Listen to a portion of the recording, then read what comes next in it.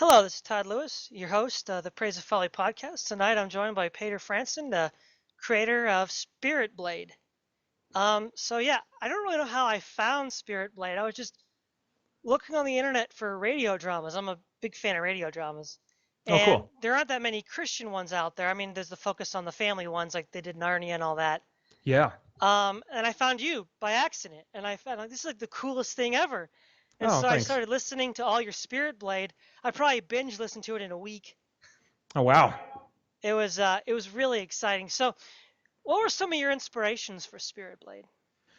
Oh man, all kinds of stuff. I mean, it really changed over the course of the audio drama trilogy. In the first one, probably there was some anime influences and some comic book influences in terms of its tone, and then things take a darker, heavier turn with the second one. And so I was taking inspiration from like an author like Terry Goodkind and kind of the heaviness of his tone and just kind of the visceral nature of and the dark nature of evil, brutal nature of evil. And then with the third one, A World of Shadows. I couldn't tell you. It's probably too soon for me to have the perspective and look and say kind of what my influences were for the third one. It feels like it's kind of coming full circle, and maybe it's a little bit more of an even balance of all my influences over the years. But yeah, comic books and the Matrix and sci-fi fantasy movies and novels and all that stuff because it's a mashup of genres and concepts all thrown together. So it's all that stuff. Yeah, now I would argue my impression listening to it was its essential setting was cyberpunk. Okay, yeah. Hmm. And normally cyberpunk is atheistic and nihilistic, and I thought it was very interesting how you created a positive Christian setting within cyberpunk. Because normally, again, it's nihilistic. There's no purpose or meaning. It's implicitly or explicitly atheistic. And I kind of thought to myself, in principle, cyberpunk didn't have to be that way. Hmm. And you're one of the first examples of cyberpunk that isn't necessarily nihilistic. And it was a very interesting take on the genre. Yeah, it wasn't intentional. It's because I'm not, I wouldn't call myself like a fan of cyberpunk. I think just I took in content that was cyberpunk or that was influenced by cyberpunk, and I've played enough role playing games, so I just kind of like absorbed some of that stuff but by just kind of like cultural osmosis. But I mean, I couldn't tell you what makes cyberpunk cyberpunk. I just kind of took some of the things that I liked from those kinds of stories and then just injected other stuff. So it wasn't my intention to try and like do something new with cyberpunk, but I'm glad you feel like there was something new there for you. Yeah, I mean that's like you said. There's a lot of different genres mixed in there. Was now you said the Matrix was an inspiration. The whole idea of Merrick and that team of people trying to, no, if I'm not mistaken, right, the Bible is more or less lost except for Claudius Falcor's copy, right? It's lost in its entirety, but there are fragments because the Bible itself promises that none of these words will ultimately pass away from the Yeah. earth. That's kind of what I was hanging on to there.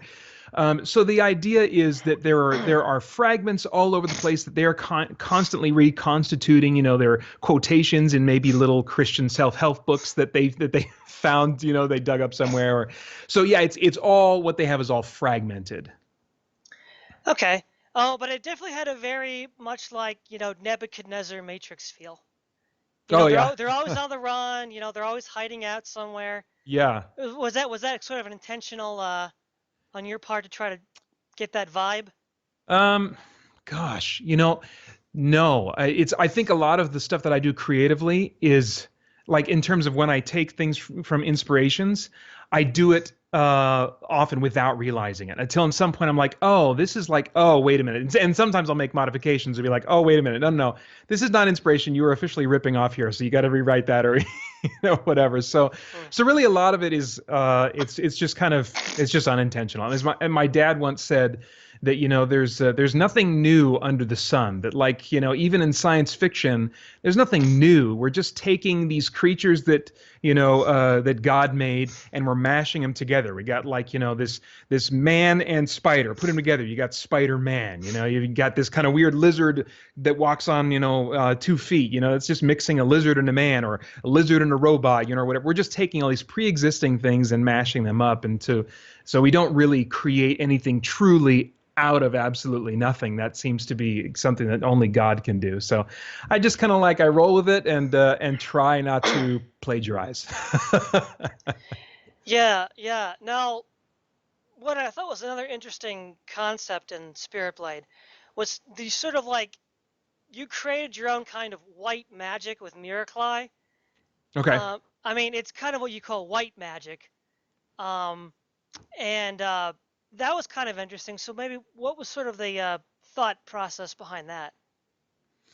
Well, I mean, I just like video games and stories where these characters are empowered, and I don't think that the idea of like a power fantasy, that there's anything inherently wrong with that. I think as believers, one day we're going to be granted new and perfected bodies that will be powerful. They will not be subject to harm anymore, and based on the model of Jesus' body, they may be capable of some incredible things that we're not capable of now. So I think that inherently built into us is this love of power fantasies, and so I wanted to kind of appeal to that built-in desire that we have to be remade and to be more powerful. And then I was like, well, how can I do some of those include some of those power fantasy tropes, but not like be magic, and do something a little bit different. And then I saw that there are some instances in the Old Testament of miraculous things that prophets were able to do, and it seemed to at sometimes be something that God would say, okay, now do this in this moment, and then other times it would just be like, okay, I'm going to do the thing now that God said that I could do whenever I want to. I'm going to do this thing.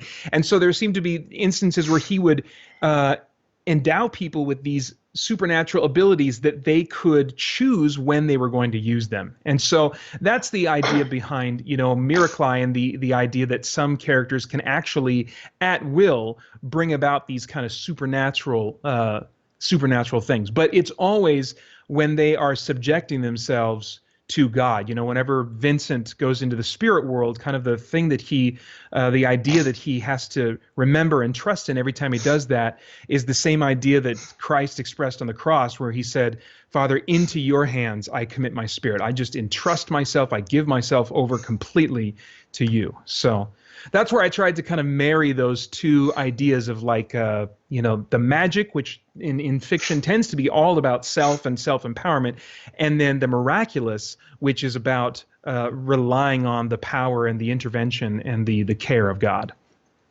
Yeah. I can't think of his name at the moment, but there's this one Mormon science fiction author. He had like a trilogy that dealt with people that could, I think he called it aliomancy, where they use metals like silver and gold to cast spells. I forget his name, but he had this rule of world building, or this rules of fantasy. And one of the rules was if you're going to have special powers and you don't explain them, because you recommend you should either use it very seldomly or explain it later on down the line. And if you have powers, you should maybe create creative ways to use them. And one of the things that I thought was, I think it was in your second one, where they go to the island with the cult. Yeah. There's that portal that's opened. No, it's after. It's the third one. It's after the portal. They create the portal to teleport the demons to Tartarus. And the portal, they get the numbers wrong, and it's sucking in everything into the portal. And of course, Merrick can't be killed. So the fact that Merrick just jumped in there to shut it down was like, that's a really creative way to solve a problem, knowing that you can't kill Merrick until he's, had grandkids. Yeah. That was I thought, a really creative way to solve a problem using that special power right off the fly, Yeah, I've always been really interested in that. I mean, there was I couldn't tell you now. It's probably a story from the book of Acts where there was someone who had been told that they were going to do ministry in this certain town. And before that, they were bitten by a snake. And in the account, he's not too concerned about it, you know?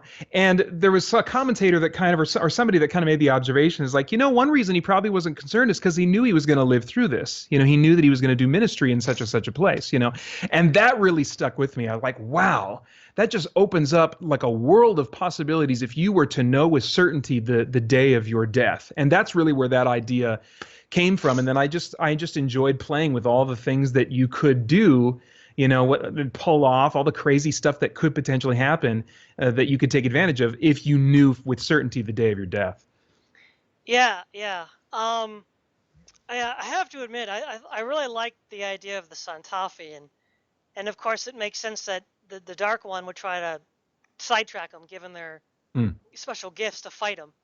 Yeah. At the end, when you think they're finally all going to die, it's kind of a twist at the end. I didn't expect them to make it. I'm like, they're gone. They're done for. But at the end, right when Merrick needs them, they show up. That was a really, I like that plot twist. And I think the really, really cool part was, and it really reminded me of, did you know that sci-fi anime Titan AE? Oh yeah, absolutely. I've still got it in my collection. Okay, so you remember when the Dredge ship is coming to blow up the world crater, and then they use it to power up the new Earth? Yeah, it's been a while since I've watched it, but yeah, I vaguely remember that. That is exactly what you did to open up the portal to Tartarus. They had the demon ship flying in, and then Rand powered it up, diverted all the energy. I'm like, that's Titan AE, man, right there. I don't know if you noticed that, but that's what it was, because that ship was gonna bombard the Earth, the demon ship. Nice. And so Rand uses the his techno skills to reroute the energy into the portal creator to then teleport Legion into Tartarus. Yeah. And I'm like, I thought immediately of Titan AE when I'm like, awesome. Yeah, it's so funny. It's hard to avoid, So it's like that. Like I said, there's nothing new under the sun. In fact, I wrote the third one before the original Avengers movie came out.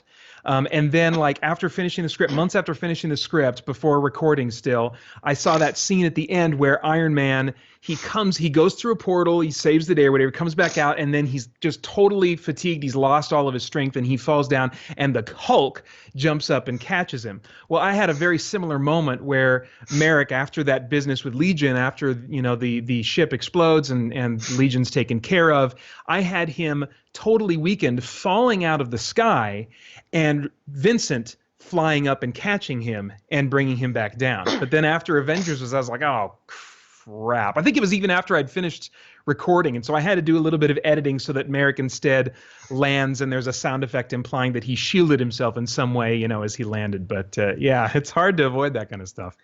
Yeah. I thought it was really cool that there was at least that sort of Titan AE type reference. But one of the things, I can't think of any particular example right now, but one of the limitations I have noticed in radio drama when it comes to action is sometimes you don't quite understand what's going on. Yeah. There's so much sound going off, so many people talking, things happening. There's a couple of moments, especially when there's a big conference, when Merrick was gonna talk to those representatives of the World Church. Yeah. There was so much happening. I was like, wait a minute, what just happened there? Because, there's so many noises. I can't think of any specific example right now, but that is one of the limitations, at least in an action setting, where radio drama can get a little opaque. Where it's like, wait, what just happened here? You kind of get a general idea, but specifics sometimes slip by.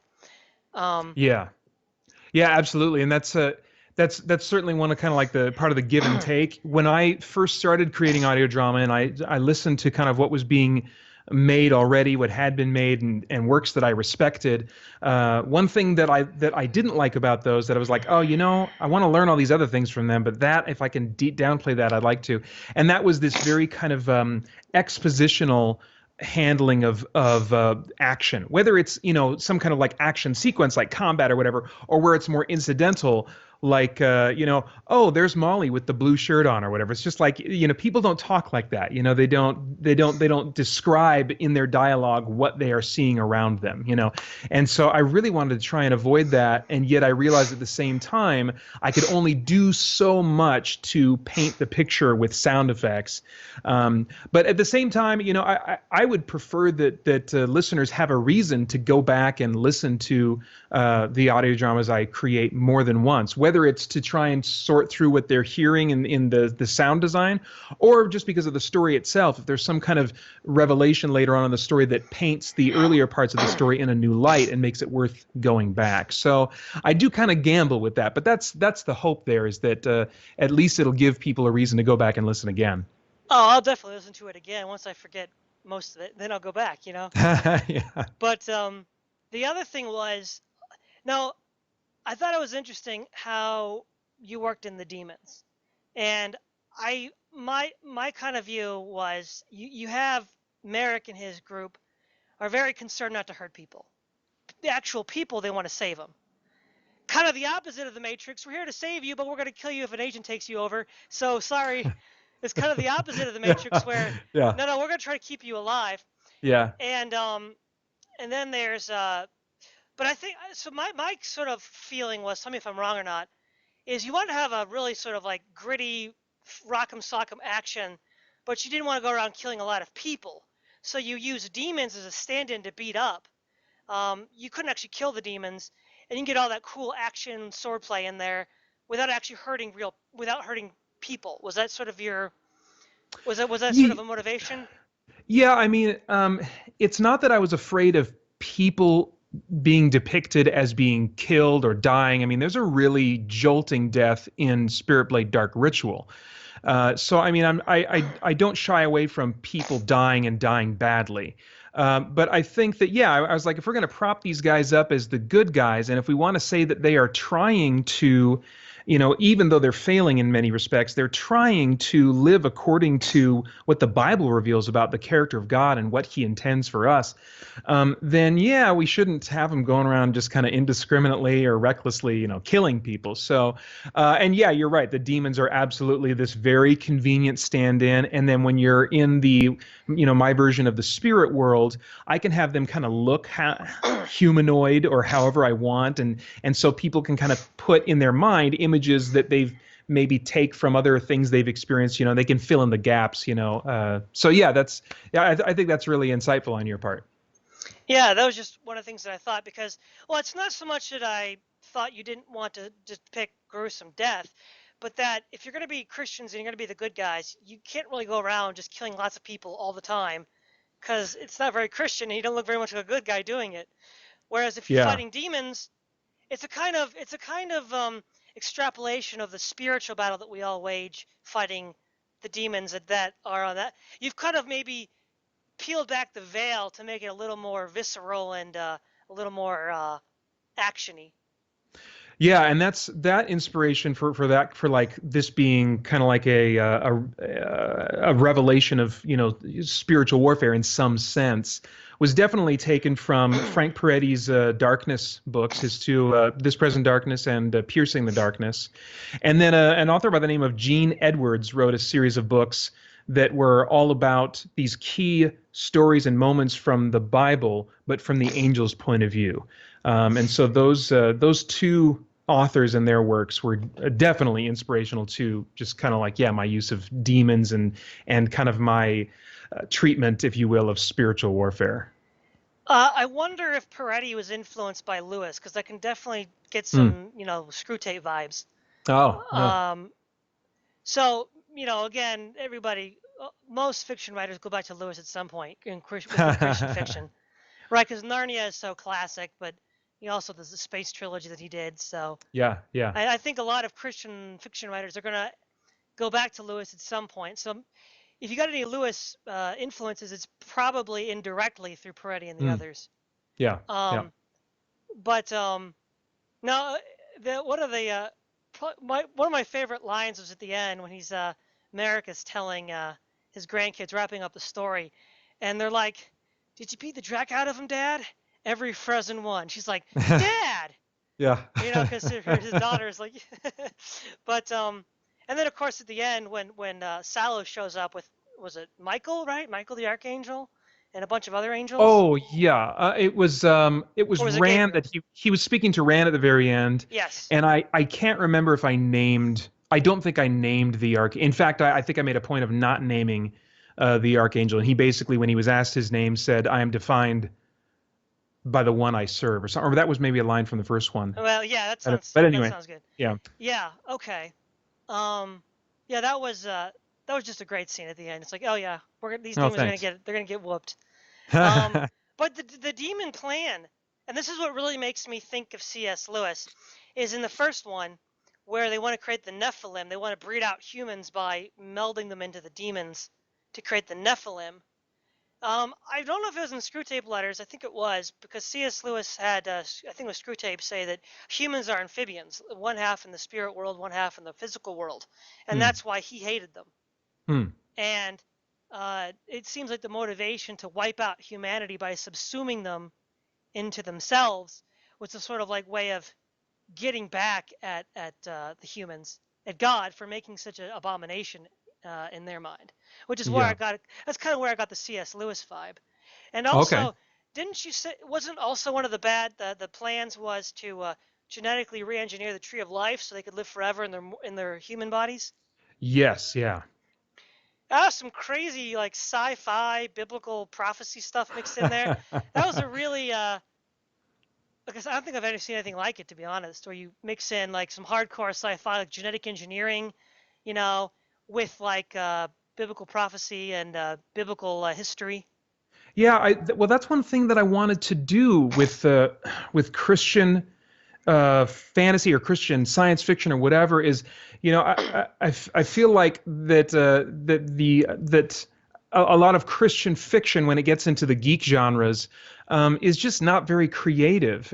Or sometimes, the more creative it gets, then the less fidelity it has to scripture and scriptural truth. And I wanted to really see those two married as much as I was able. I wanted to, like, just have some wild, crazy sci-fi concepts, and then also at the same time play with these uniquely biblical ideas that you're not going to find in mainstream fiction. So, yeah, that was a lot of fun to just get as creative as I could without violating scripture, and just play around with those toys. Well, you know what was really cool? Oh, it must have been really neat for you. Was the radio drama revival gave it like what, 5 stars? And that's They were very kind. Yeah, they were very and kind. and they're not a particularly religious institution. They just like good radio drama. And so when a non-Christian rates Christian fiction highly, I think that means you've probably succeeded.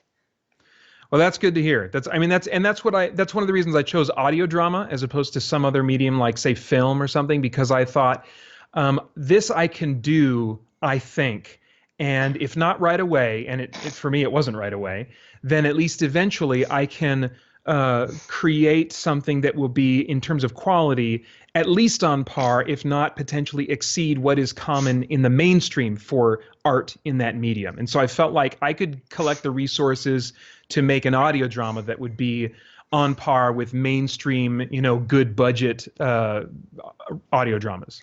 Yeah, well, as far as Christian radio drama, prior to this, the gold standard for me was Focus on the Family Radio Theater's Chronicles of Narnia.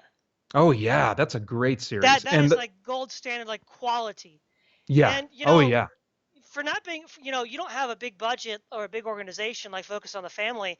No. And frankly, your stuff sounded like top quality stuff too, like you get out of a big Oh, thank you. studio.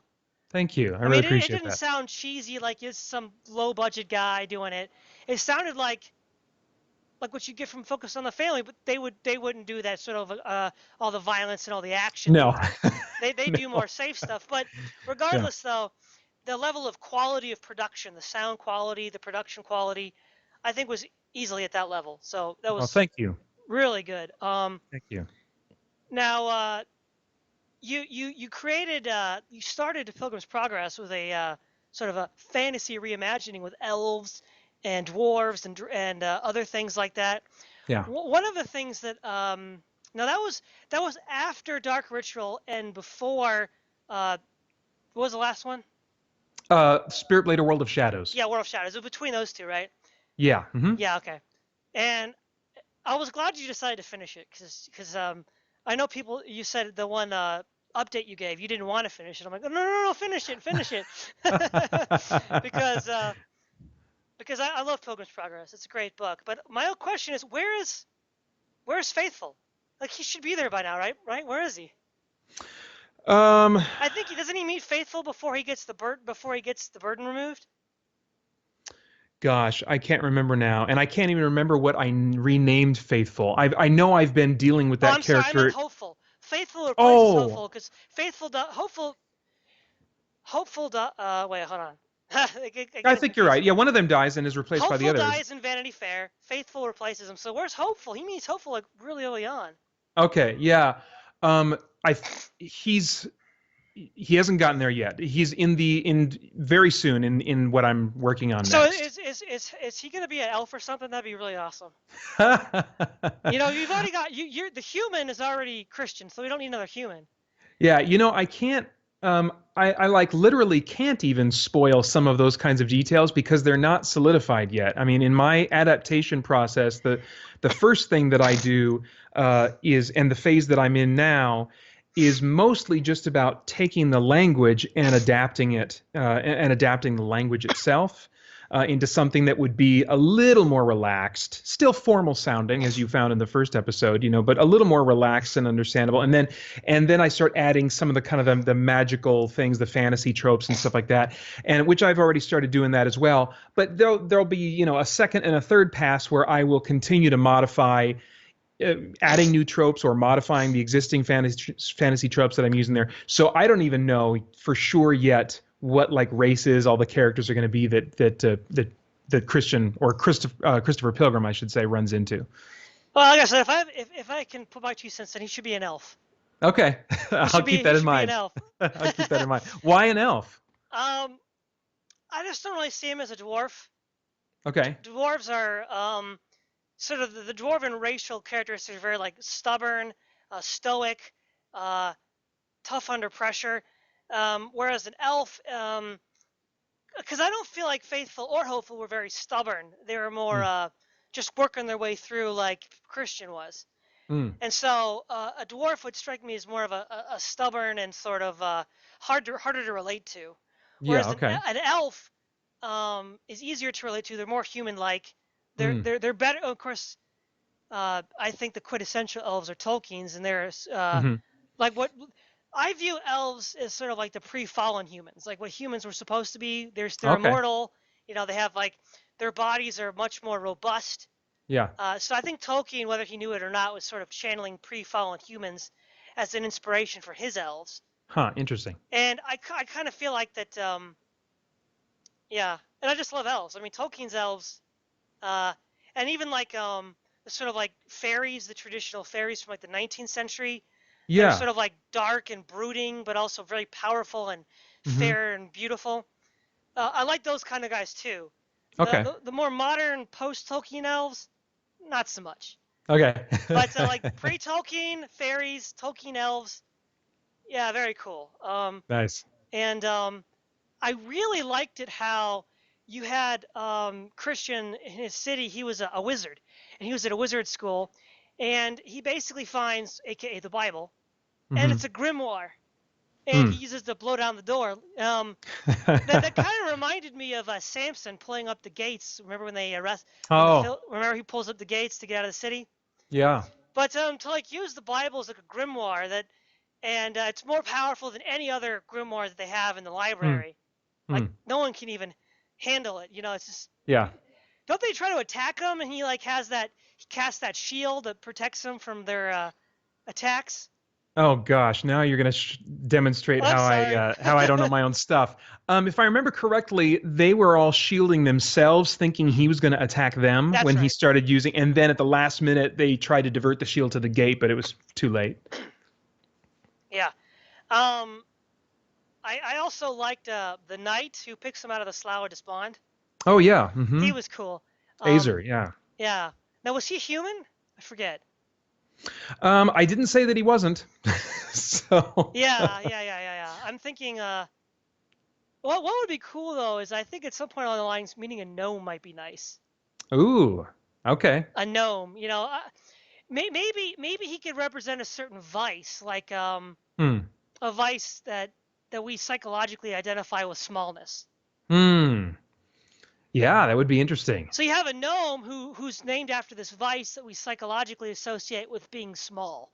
Like Yeah, maybe yeah. like maybe petty, because petty's being small-minded. Oh, yeah, huh. So maybe there'd be like his name would be pettiness, Yeah, and he yeah. would be like this gnome that's very petty, and you know it's just a brainstorm here since it's still in the up in the air. I Yeah, want that's to right. get Yeah, some yeah. I want to get some fantasy tropes out there.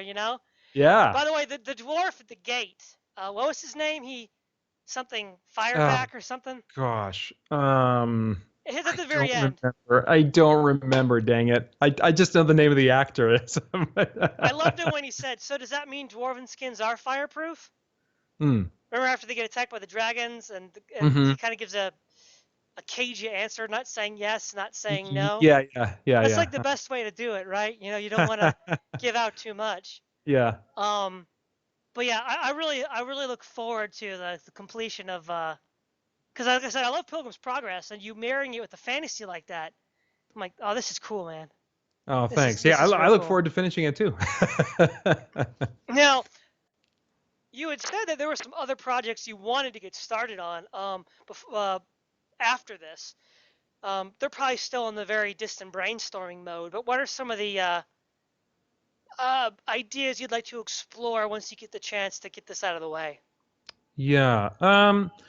Well, let's see. I've got an idea at some point for I don't want to say a superhero story, but a superpower story. The main character may be a hero, a villain, or both at different phases of his story. But I want to kind of offer my take on just the superhero movie genre, just like and telling the story. It would be some. Yeah, I don't want to say more than that. Yeah, I would just want to Okay, sure. deliver my take on kind of the superhero genre, Yeah. because I think that there are some amazing things that could appear that, like, say, a story like Watchmen, whether you've read the comic book or seen the movie, begins to touch on in terms of how people would react to someone like Dr. Manhattan, but doesn't fully explore kind of like how people would react, how a person with superpowers would sort through their own abilities and what they think of themselves. There are so many like spiritual and philosophical and psychological ramifications of that are totally untouched by superhero movies today, that I would love to kind of play around with that. In addition to some of the Rock'em Sock'em Action stuff. superhero. Yeah, yeah, absolutely. Well, So I mean that's somewhere in my mind, but the I think the main thing I want to do after Pilgrim's Progress is going to be related to the Bible and doing something to bring the Bible to life, and giving it kind of like a I almost want to say like giving some Bible stories the 300 treatment. If you've seen the movie 300, where I never thought I would find interesting anything with like swords and sandals and that whole time period, and then I saw 300 and I was like, this is visually nuts and crazy action and the music and stuff like that. So I'm interested in doing something that could give that kind of really stylized treatment in an audio format to bring parts of the Bible to life. there's two things that come to mind here. Have you heard of Paul McCusker's Passages books? Uh, No, Paul McCusker used to write for Adventures in Odyssey on. Well, you listened to Adventures in Odyssey growing up, right? actually, I didn't. I've heard a couple of episodes, but I did Whoa, not grow up whoa, with whoa! So you're a North American Christian that didn't listen to Adventures in Odyssey growing up. Wow. that. I know, Yeah. but he basically he wrote some children's books, and then he did a one radio drama about David, geared for children.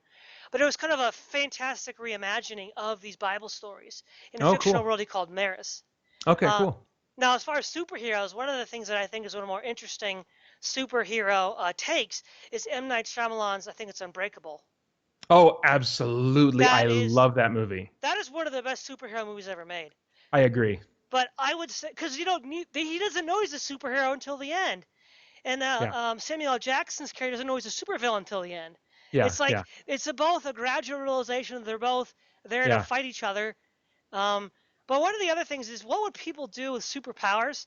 I think one of the things you can look for psychological treatment is the Bible and the Greek myths, Hmm. because the gods are fairly capricious and they're just kind of like superpowered humans. Yeah. They fight each other, they rape people, they murder people. And you can look at like Samson. He has superpowers, and he just created a mess. He was like a Yeah. bull in a china shop. Yep. Yep. He had the strength of 1,000 men, and what does he do with it? He just kind Yeah. of messes things up. Samson Yeah. just goes around. I think a lot of people, when they have to come to the realization of their power like that, would probably there'd be a lot of soul searching. But then I think the next step would be they'd probably start taking advantage of it. Hmm. Yeah. Maybe not all at once. Maybe they'd have certain principles that would stand in the way, and they'd Yeah. bend a little rule here, bend a little rule there. But before they know it, they're like, "Oh, I'm not going to get caught." Yeah. So that's kind of like from Plato's Republic, where there's the Ring of Gyges, which is inspired Tolkien's Ring of Invisibility. Oh, okay. The idea was, if you could become invisible and you couldn't get punished, well, what would you do? And they Okay. said you do such terrible things because no one's going to catch you. So those are just Huh. maybe some possible things you want to look at for Oh, inspiration sure. Yeah. for those things. Now we come to Christian fantasy, or Christian fiction in general, which is sadly got a bad reputation lately. And we invented fantasy, man. Tolkien and Lewis. What happened? I mean, how did it kind of fall apart? Yeah. Like what's It, wrong with it, and what do you think needs to change too? um, Gosh, that's such a big monster of an issue. I think that you can find Christian fiction that you really enjoy and that you feel like is quality, but you gotta really look for it. It's going to be really hit or miss if you're going from the big Christian publishers, because they have a checklist of just kind of like naughty things that you can't do. You can't have certain levels of violence, or you can't have certain words, be used. And so there's just kind of like this this checklist behind the scenes that is stifling creativity. And not only that, I think that in a lot of local churches, we have Christians growing up who are fans of sci-fi and fantasy, who would maybe make fantastic creative types in the realm of fiction, whether that's novels or film or whatever. But that creativity is kind of stifled because they're getting the message from their parents or from other people in their church community that, like, these things, these movies, these fantasy movies, these sci-fi movies, these horror movies or whatever, they are inherently bad. And so we just don't even consider them. They're evil. You need to stay away from them and not even, consider them at all. And so I think that, what's someone going to do when they are, a creative type, but all of their potential sources of inspiration for creativity are being removed, taken away from them. Then they're just going to have kind of a lack of ideas, a lack of, they're just not going to be able to bring anything competitive to the realm of science fiction, fantasy, and, speculative storytelling. So I think that, oddly enough, it starts with the pulpits and with the local church people, you and I, because those big publishers, they have those lists of naughty words and things that they won't allow, and ultimately because they have learned that the audiences don't want that. Audiences are like, no, I don't want anything to do with that. That's bad, and we're on a race to be offended by things these days, and so they've just realized, okay, people don't want this, so that's why they're not allowing that, because they realize that's going to offend people. It won't sell. It won't make money. This is a business. We have to be able to function. So I think we have to develop in the local churches and in the teaching from our pulpits discernment and the ability to look at a work of fiction and say, okay, there's a mix in here of ideas and things, and some of it is a mess, and we don't want to affirm that. We don't want to adapt that into our lifestyle because it's unbiblical. But there are other things that are good, that are creative, that are interesting. There are sometimes dark stories with kind of unresolved endings that make us feel like and we walk out of the theater and go and like there are Christians that'll say, we don't want movies that make us feel bad or that have a feeling of evil, but Jesus told stories about hell, and he told one story where it ended with the guy, getting beaten up and thrown in jail. The end, I mean, it wasn't like this nice, tidy, happy ending. So I think we have to figure out as believers how to discern better and realize that there's a difference between observing content and absorbing it and making it our creed. Yeah, I think it's maybe we need to get rid of some of the sanitized Christianity that we've been accustomed to. But one of the things is there are some, of course, science fiction and fantasy that are overtly Christian in orientation. Mm-hmm. The best fantasy, well, it's more implicitly Christian, but the best fantasy is Lord of the Rings, hands Oh down. yeah. And of course, it's what you might call pre-Christian, like maybe like the period of the before the flood, right? There's these people that are basically good. They don't Mm, really have any Jewish or Christian identity, but they're sort of faithful to what they know. mm. And I kind of feel like the Middle Earth is kind of like in that time period, sort of Huh. where there's no organized religion or laws, but they're basically good people. Yeah. Um, and then my favorite overtly Christian science fiction is The Canticle for Leibowitz. I've never heard of that. You've never heard of that? Oh my No. gosh. Okay, it ran a Hugo Award in the 60s. So basically, the premise is, do you mind if I tell you the basic premise? Shoot. Okay, basically it's divided into 3 sections. It takes place after a nuclear apocalypse, and we're in a new Dark Ages. It's like, basically 600 years after the apocalypse of a nuclear exchange, and we're like, medieval level technology. And Okay. it basically it tells the story from the perspective of monks in an abbey in the Southwest over 3 from rebuilding of civilization, from right after the apocalypse to the Renaissance to a new scientific civilization that replaces it. It Okay. takes place over about maybe 1,500 years. And in the Wow. beginning, they're looking for relics of the past to preserve it for the future. And then the next section is the Renaissance. And they're beginning to get gunpowder, scientific revolution, and all these ancient texts that have been preserved are finally becoming useful. Okay. And one of the things about becoming useful like that is they run into trouble because neighboring princes want that power for themselves.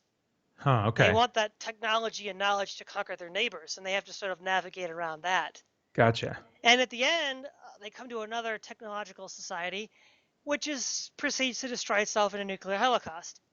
Wow. Is this a And single book or a it's a series? single book. Holy crap. How big is it? How long is it? Oh, it's not. It's maybe like 300, 400 pages, I think. Okay. Boy, it sounds like Yeah, much like a it sounds. massive tome. Yeah. Also, NPR did a radio drama of it. Highly recommended in the 80s. Oh. Oh, cool. The audio sound quality is a little low, but it's still a well done production. Yeah. Cool. And it deals with themes of like human dignity, like there's a lot of mutants running Hmm. around, and like are they humans? Do they have the image of God? Do they not? Yeah. Problems of euthanasia come up, Huh. skepticism and belief in God come up. A lot of really deep ideas are brought up, and it's just a wonderful, amazing science fiction. Um, Cool. I highly recommend it to anybody that's interested. It's one of my favorites. What's the It's name one more time? Canticle for Leibowitz. Canticle for Leibowitz. Yeah. Wow. Okay.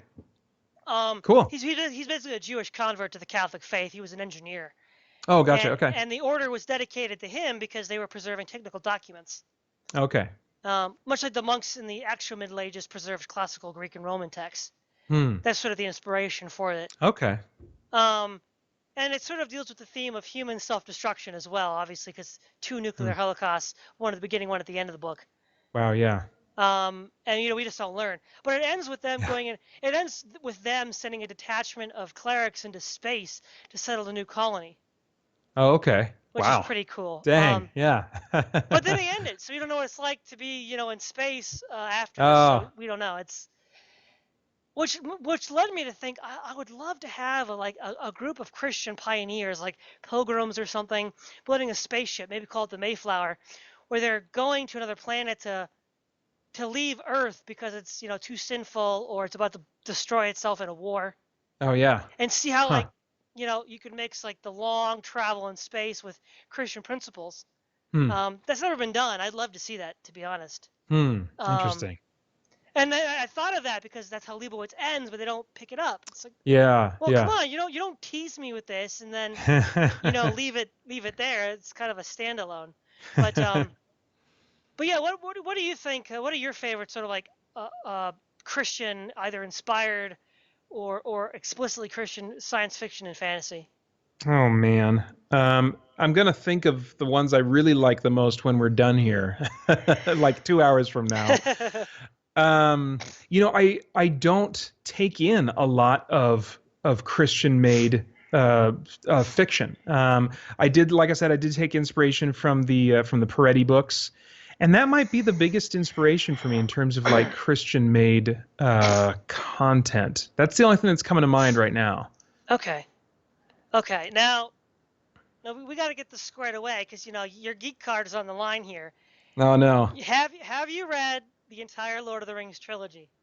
Oh man, I'm gonna have to surrender my geek card. Oh man. I Oh man. got, Pay I up, got dude. to Pay it like, up. I got like at least halfway through the first chapter, but I couldn't stand one more description about the doorknobs of Hobbiton and all these little details that I did not care one bit about. And then also for me, the language is a little bit archaic.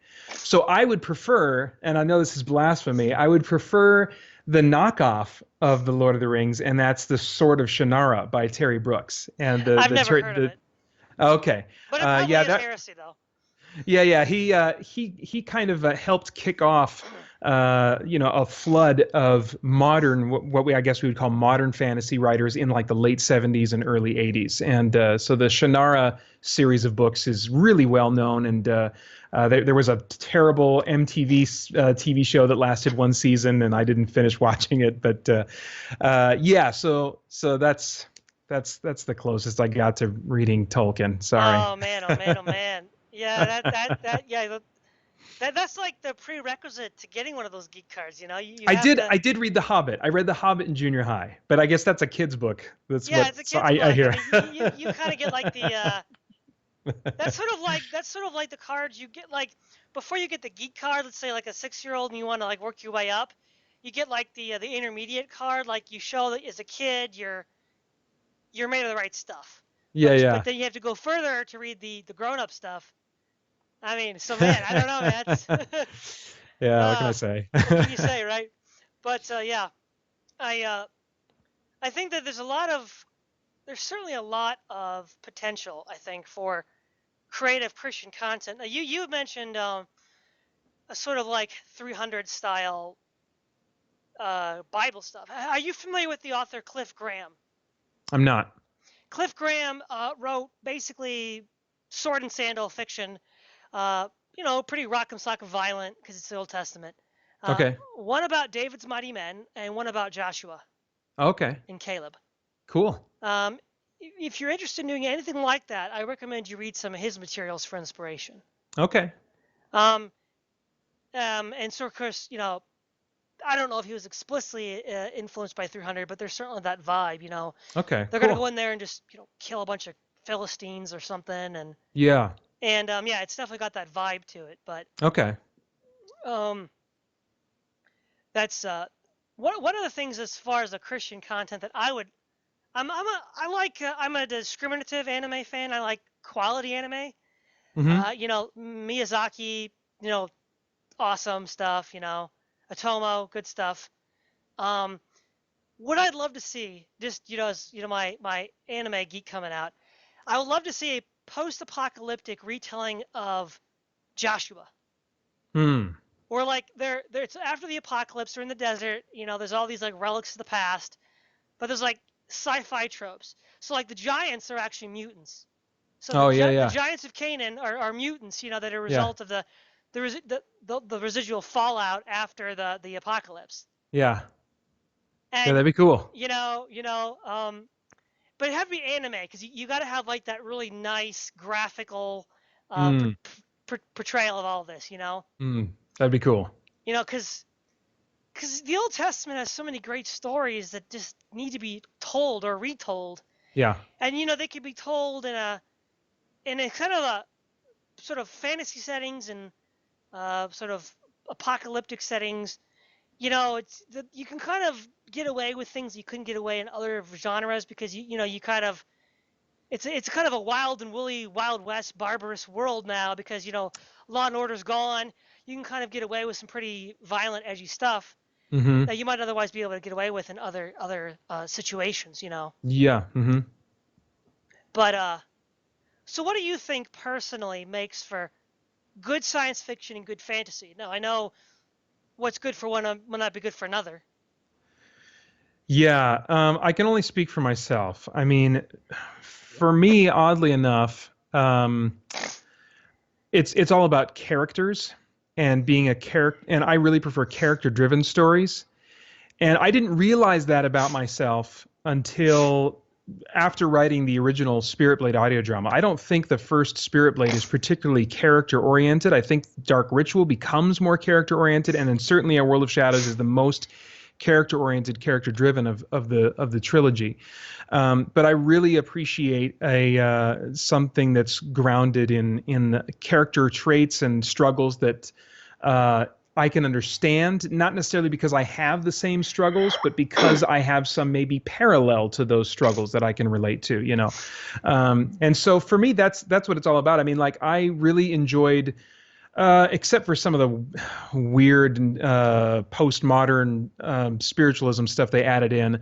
I loved the Battlestar Galactica TV series because it was, I got my cake and I could eat it too. It was this heavy, and I tend to like really heavy type dramatic stuff, heavy drama, but with this cool sci-fi setting. But my favorite TV series of all time is Farscape. They that I really got my cake and got to eat it too, because they had great character-driven stuff that characters, like an ensemble cast that I really cared about, that I could relate to, that grew and developed and changed over time. And then also week to week they had these crazy bizarre concepts that were brought to life by Jim Henson's Creature Shop and all kinds of practical effects and stuff. So yeah, for me, it's character driven stuff, and then just kind of go nuts with some crazy new concepts for me. Okay, yeah. Yeah, one of the things that I like, well, this is a rule. There's two rules that I have for world building that hold for anything, science fiction or fantasy, Okay. and it's uh, a lot of it's the result of me being a philosopher. I got a Bachelor of Arts in philosophy, Oh, and cool. that's why I love Tolkien so much because he plays by both of these rules. The Hmm. the first rule of world building is don't violate your own rules. You Hmm. create a set of rules that govern this fictional world. Look, I know there's not dragons. I know there's not elves. But you have a set of rules, and keep them, right? The suspension of disbelief should only be used in the building of the world, and Hmm. if ever used, very seldom afterward. So when Yeah. you have a set of rules that govern the universe you've created, one of the worst examples, somebody that flouted this all the time, was the first novel in the Dark Materials trilogy, that sort of like atheist attempt Yeah. to rival Lewis. Okay. I wanted to read it just because back in the day, like 10 years ago, everybody was talking about it. Yeah, I remember that. It's horrible. I mean, not because Oh, no good. not because I mean, look, not just because it was written by an atheist. I mean, I love Yeah. H.P. Yeah. Lovecraft, and he's an atheist. Yeah. But just everything was ad hoc. Everything was Oh, just really? like everything was suspension of disbelief. It was just the Uh. worst way you build a world. The Uh. worst way. Um, Things would just happen for no reason. So basically, suspended. It's like what Machiavelli said: when you take over a principality, you kill a lot of people in the beginning, but then you stop, because if you keep on doing it, you're going to offend people and they're going to rebel against you. You do it once, and you clean house, and you're done. Well, the Hmm. same goes for world building. You suspend disbelief once, and Mm-hmm. that's creating all these fantastic creatures. You create Yeah. rules. Now, that doesn't mean you have to give out all the rules at once. You could keep the Yeah. rules and explain them through the story so they appear Yeah. opaque at first, but Yeah. then, but you in your mind have already created the rules. And what Yeah. you do is you lead people in by explaining a little bit more, and like, oh, well, what was that Yeah. cool thing he did back there? Yeah. Well, Yeah. you have Mm-hmm. a well thought out rule set, but you just haven't explained it yet to the reader. Mm-hmm. So that's one rule. The other Yeah. rule is something when you create something in a fantasy world or a science fiction world, it has to be uh, logically possible.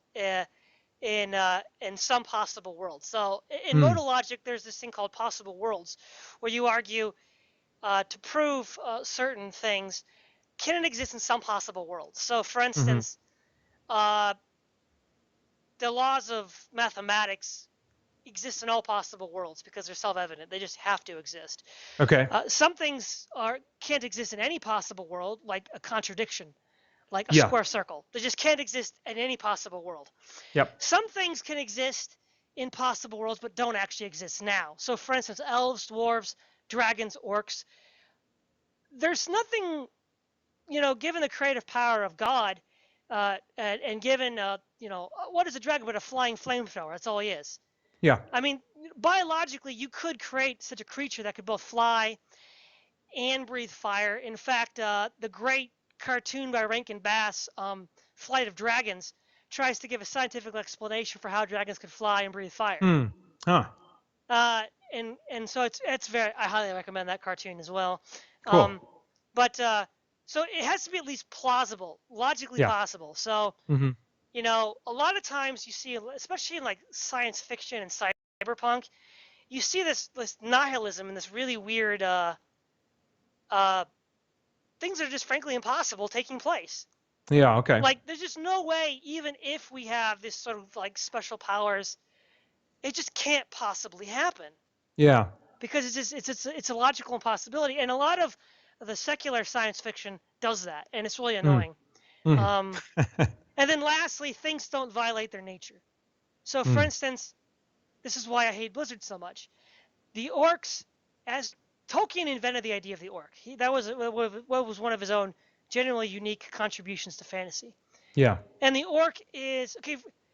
Orcs and elves are like angels and demons, right? So, elves and angels are the ideal good forms, and orcs and demons are the corrupted, depraved forms. Yeah. Now, if somebody were to tell you this is a good demon, you'd be like, "That's absurd." Yeah. Yeah. He would, if he were good, he would be an angel. The Yeah. fact that he is evil makes him a demon, right? Yeah. Mm-hmm. So that's kind of why D&D is kind of stupid, because you can't have tieflings. Sorry, they're not. It's not possible. That's what I'm talking about. It's logically impossible to have a good demon. Even if Unless you alter the definition, you have to alter the definition to do that. And that's kind of what I think yeah, postmodernism has brought on, is this kind of like this ease with the idea of, well, it's just whatever I want it to mean, whatever this, but then it means nothing. yeah, that's true. And communication breaks down, and add the internet to that, and we have the mess of today. So Oh yeah, but the other thing was with the elves though. There are not good orcs. I'm sorry, Blizzard. Sorry, World of Warcraft. It's just no. You have these big green, blue human orc people that are good. No, that's just not how it works. Because basically having a good orc is like having a good demon. Mm. And trolls are corruptions of the Ent. Now to be fair though, trolls were not invented by Tolkien. Trolls could be, creatures of stone in some fantasy. Or they could be sort of elemental creatures. So they're not necessarily pigeonholed into the evil category to the same degree an orc would be, I don't think. Yeah. But I think generally, though, you should err on the side of evil Mm. for trolls. Um, though, yeah, but so these rules, because I like to see everything consistent. It's got to line up, dot your I's, cross your T's. Yeah. And a lot of people, I mean, you really need to have someone good at metaphysics to do fantasy. And I think Tolkien is the only guy that was actually good at metaphysics. Hmm. And he was actually a linguist, so but he created a philosophically consistent world. Yeah. Which is why I love it so much. It's just consistent. The other thing that I like in fantasy that makes it good, and science fiction, is description of the world itself. Its history, its geography, its cultures, its people. Oh, okay. Like, Tolkien does a lot of that. He does. Lewis, not so much. I really Yeah. felt like I wish Lewis spent more time describing the Calormans, their habits, their diet, their clothing. He just kind of Yeah. left them as these boogeymen. He doesn't really explain them much. Science fiction's a lot the same way. They don't often explain these different cultures, and the back history of the world. I love that kind of stuff. Sometimes they do it, sometimes they don't. Um, but yeah, the postmodernism is killing fiction, science fiction and fantasy in particular. I mean, you can like, I mean, you're gonna have like a tranny cyborg elf, and I'm like, what the heck is that? That just defies all known categories. That is a square circle right there. That is a square circle. But that's where we're moving in fantasy. And what I think Christian fantasy and science fiction can do, if it's done well, is could ground those genres back into sort of some more objective understanding of reality. Hmm. Lewis and Tolkien both argued, I think persuasively, that fantasy and by extension science fiction is there to highlight things that we know to be true and real in our own lives in a way that's outside of our normal experience. Yeah. Yep. So right, it deals with things that we deal with in this life now, but what it's doing though is it's doing it in such a way that it creates it takes us out of ourselves to see it in a new light. Yeah.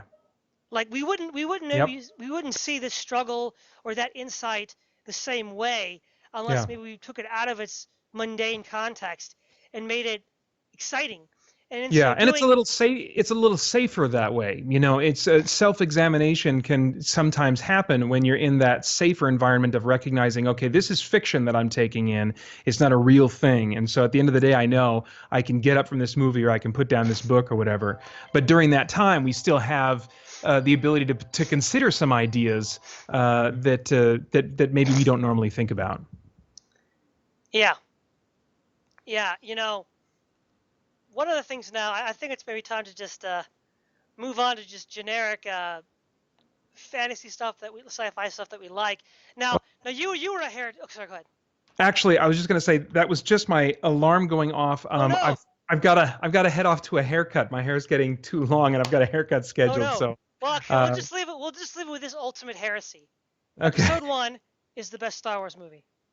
Oh wow, wow! That's really how you feel? Yeah, I felt that way for the. Wow.